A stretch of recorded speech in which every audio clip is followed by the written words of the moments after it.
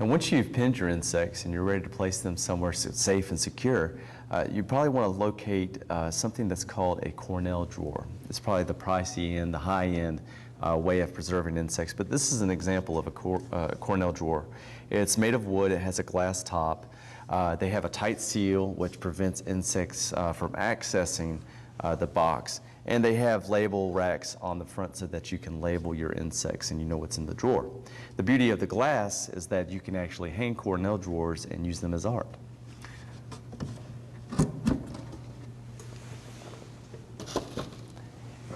Now, when we look inside the Cornell drawer, what you'll notice that this one in particular has what we call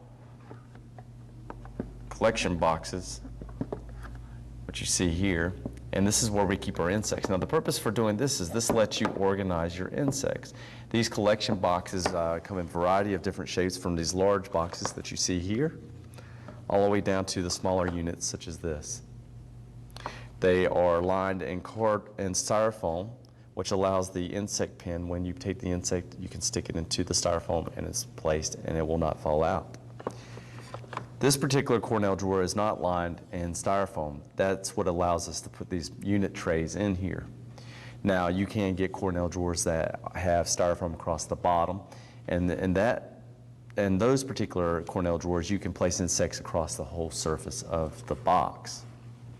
Now, if you don't want to invest in a Cornell drawer, if you'd rather invest in something that's a little less expensive, there are some alternatives, such as the Schmidt box, which you see here.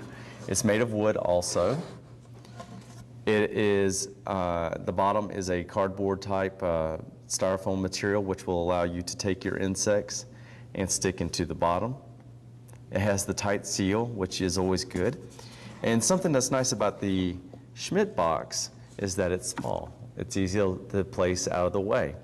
And it is very durable, so this is always good to use with kids. An even less expensive alternative is the cardboard box such as this. It's the same as the Schmidt box, but it's not as expensive. Same idea though. It has a styrofoam bottom which allows you to place your insects on the inside. And it does have some seal, but insects can get in here. Now, with each of these different boxes, one thing to recognize is that these insects represent something very important to other insects, and that is food. There are certain insects that will get into these Cornell drawers and devour your insect specimens. So it's important that if you have a Cornell drawer, that you have a place where you can put mothballs. Now, with those mothballs, you want to make sure that you secure them so they don't freely move throughout the drawer, because that will destroy your insects just as well. And those fumes from the mothballs will prevent those insects, or at least repel those insects from coming in and feeding on the ones that you collected. If you'd like to develop your own collection or preservation site, instead of purchasing a Cornell drawer or Schmidt box, if you want another location where you can preserve your insects, you can actually make your own insect drawer. Basically, there are just a few items that you need. One is a cardboard box, that you see here. The second is a piece of styrofoam, which can be purchased at a retail store for a couple dollars. And basically what you do is you cut the styrofoam so that it fits down in the base of the cardboard box. And what this will enable you to do is to place your pinned insect specimens in the drawer or in your box and preserve them, no different than what we discussed with the Cornell drawer or the Schmidt box.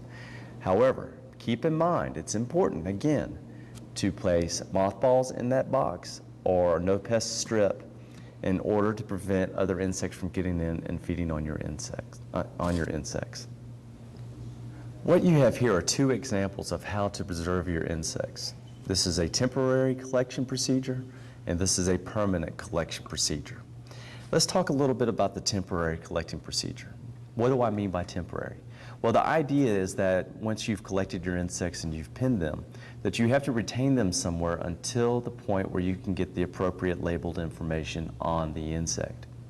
For example, if you go out and you make a collection, it is appropriate for you to come in and label a single label, such as you see here, and place your pinned insects along one row or two rows.